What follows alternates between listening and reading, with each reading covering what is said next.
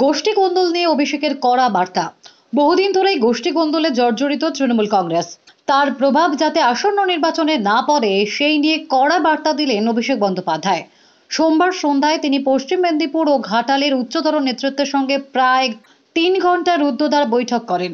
তৃণমূল সূত্রের খবর, নিজেদের মধ্যে গোষ্ঠী দ্বন্দ্বের জেরে যদি তৃণমূল প্রার্থীরা হেরে যান তাহলে তাদের কাউকে পদে রাখা হবে না বলেই হুঁশিয়ারি দিয়েছেন অভিষেক। সোমবার পশ্চিম মেদিনীপুর জেলার মেদিনীপুর ও ঘাটাল সাংগঠনিক জেলার 2 সভাপতি সহ প্রত্যেক ব্লক সভাপতি, পঞ্চায়েত সমিতির কর্মাধ্যক্ষ, জেলা পরিষদের কর্মাধ্যক্ষ, শাখা সংগঠনের নেতৃত্বদেরকে ডাকা হয়েছিল বৈঠকে। প্রায় 150 জন উপস্থিত হয়েছিলেন এদিনের এই বৈঠকে। মূলত এগরা, দাঁতন এবং খড়গপুর এই 3 ব্লকের নেতৃত্বকে বৈঠকে বিশেষ বার্তা দিয়েছে বলে জানা যাচ্ছে। অভিষেক বিরোধী শক্তির উত্থানের প্রসঙ্গ তুলে বলেন, নিজেদের মধ্যেকার ঝামেলা মিটিয়ে সর্বশক্তি নিয়ে ঝাঁপিয়ে পড়তে হবে ভোট যুদ্ধে। বিশেষ করে কয়েকটি জায়গায় পৌরপ্রধানদের সঙ্গে পৌর প্রতিনিধিদের মতানৈক্য চূড়ান্ত জায়গায় পৌঁছেছে। তাদের বিভেদ মিটিয়ে কাজ করার নির্দেশ দিয়েছেন তৃণমূলের সেকেন্ড ইন কমান্ড বলে সূত্রের খবর। প্রয়োজনে পৌরসভার পৌরপ্রধানকে সরিয়ে নতুন পৌরপ্রধান আনা হতে পারে বলেও হুঁশিয়ারি দিয়েছেন বলে তৃণমূল সূত্রের খবর। 2019 সালে নির্বাচনে যে রেজাল্ট হয়েছিল তার থেকে প্রত্যেক বুথে 10% ভোট বাড়ানোর নির্দেশ দেওয়া হয়েছে বলে জানা গেছে।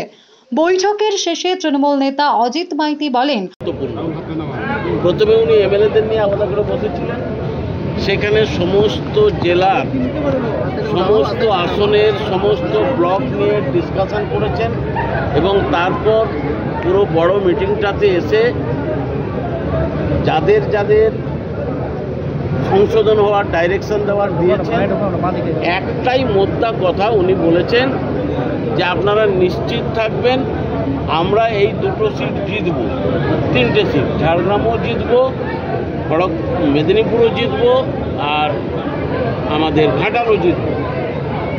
বিজেপির বহু লোক, আমাদের কাছে খবর আছে, বিজেপির বহু লোক বিজেপিকে ভোট করবে না এবং শুধু তাই নয়, গত যে নির্বাচনটা হয়ে গেছে সেই নির্বাচনের আসনগুলোতেও আমরা উত্তরবঙ্গে জিতব, অতএব কোনো সমীক্ষা কাজে লাগবে না।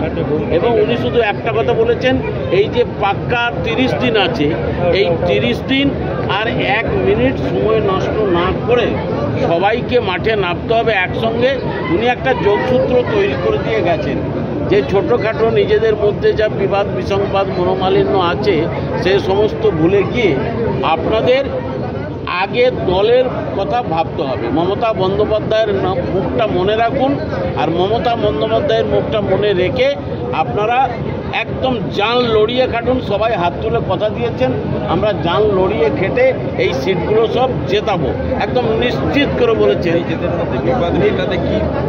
কোনো বিবাদ সেরকম বড় ধরনের বিবাদ নেই। আগে যা ছিল ম্যাক্সিমাম মাঝখানে ইলেকশন কমিটি করে করে ম্যাক্সিমাম বিবাদ মিটে গেছে।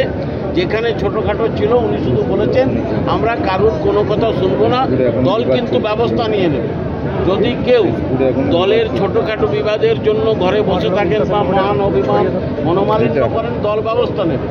এখন সবাইকে উনি বলছেন সব ভুলে নির্বাচনের পর সবার সাথে দরকার হলে ইন্ডিভিজুয়ালি বসবেন, কিন্তু বিবাদ ভুলে আপনাদেরকে এককাট্টা হয়ে নেমে পড়তে হবে দলের কাজে, নির্বাচনের কাজে। সংসদীয় গণতন্ত্রে নির্বাচনটাই শেষ কথা বলছে এবং বিজেপি ভুল তথ্য দেওয়ার চেষ্টা করছে। আপনারা নিশ্চিত থাকুন আমরা পশ্চিমবঙ্গে ভালো রেজাল্ট করব এবং আপনাদের এই জেলাতে আমরা অত্যন্ত ভালো রেজাল্ট করব।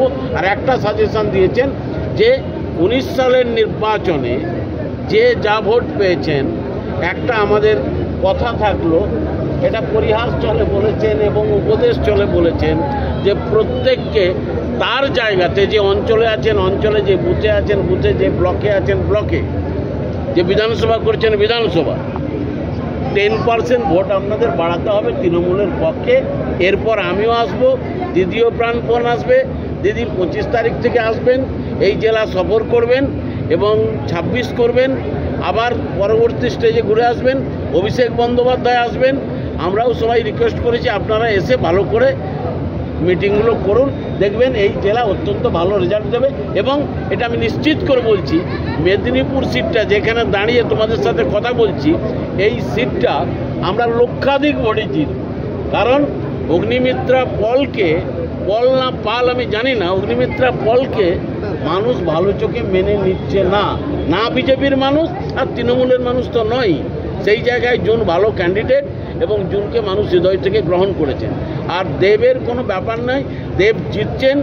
দেব মার্জিন কতটা বাড়ানো যায় সেই ব্যাপারে উনিও বলেছেন, কতটা মার্জিন বাড়ানো যায় সেই ব্যাপারে আমাদের চেষ্টা ভোট বেশি না হলে কি শাস্তি? হ্যাঁ, 10% ভোট বেশি না দিতে পারলে না ওরকম কোনো শাস্তি নয়। ওটা বলেছেন যে আমার অনুরোধ থাকলো এইটা যদি আপনারা বাড়াতে পারেন তাহলে বুঝবো যে সত্যিই আপনারা আমাদের মানে এত ভালো কর্মী যাদের উপর নির্ভর করে তৃণমূল দাঁড়িয়ে আছে এবং বুথের উপর অত্যন্ত গুরুত্ব দিয়েছেন, যে বুথ কর্মীদের উপর সবাইকে গুরুত্ব দিয়ে কাজ করতে হবে, কারণ বুথ কর্মীরাই ভোটটা বাড়াবে।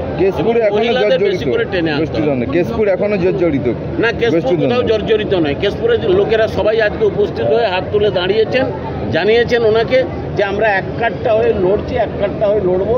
যেগুলো প্রচার হচ্ছে এগুলো কেবলমাত্র প্রচার, এই প্রচারের কোনো মূল্য নেই এবং দেখবে কেশপুর আমরা 1 লক্ষের ওপরে ভোটে জিতব। সুন্দর বৈঠক হয়েছে। এই বৈঠক আমাদের মতো কর্মীদের কাছে গুরুত্বপূর্ণ। প্রথমে উনি বিধায়কদের নিয়ে আলাদা করে বসেছিলেন, সেখানে ব্লক ধরে ধরে আলাদা করে আলোচনা করেছেন। তারপর বড় মিটিংয়ে এসে যাদের যাদের সংশোধন দরকার তাদের বলেছেন। একটাই মূল বিষয় বলেছেন যে আপনারা নিশ্চিত থাকবেন আমরা 3টে সিট জিতব।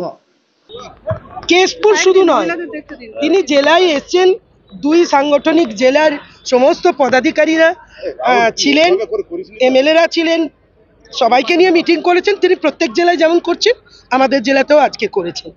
আমাদের লক্ষ্য 2 ক্যান্ডিডেটকে জেতাতে হবে এবং রেকর্ড মাত্রায় রেকর্ড করতে হবে, যেটা আমাদের সবাইকে নিয়ে করতে হবে। যা বলে রেকর্ড মাত্রায় আমাদের লিড দিতে হবে, যে লিডটা দিলীপ বাবুরা দেখবেন, তারপরে আমাদের সুকান্ত বাবুরা দেখবেন, আরও দাদারা দেখবেন।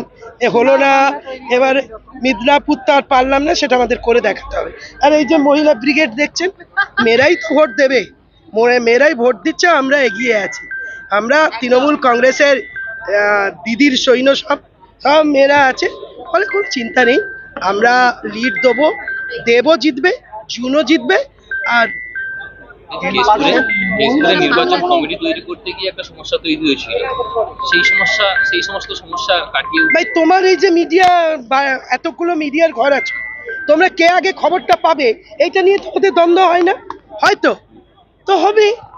আরে একসঙ্গে 5 জন থাকলে একটু তো কথা কাটাকাটি মতানৈক্য হবে, কিন্তু দিনের শেষে আমি আগেও বলেছি, এখনো বলছি, দিনের শেষে আমরা তৃণমূল, দিনের শেষে আমরা আমাদের দেবকে ক্যান্ডিডেটকে জেতাবো, এটাই আমাদের। আর জুন দিকে জেতাবো, এটাই আমাদের জয় বাংলা। না, মহিলারা তো বার্তা দিদি সব, না না, মহিলারা তো কমিটিতে থাকবে, এটা আমাদের চাওয়া। আর মহিলাদের তো আমরা না চাইতে আমার দিদি সব দিয়ে দিয়েছে। বাংলার মুখ্যমন্ত্রী মহিলাদের 50% রিজার্ভেশন দিয়েছে।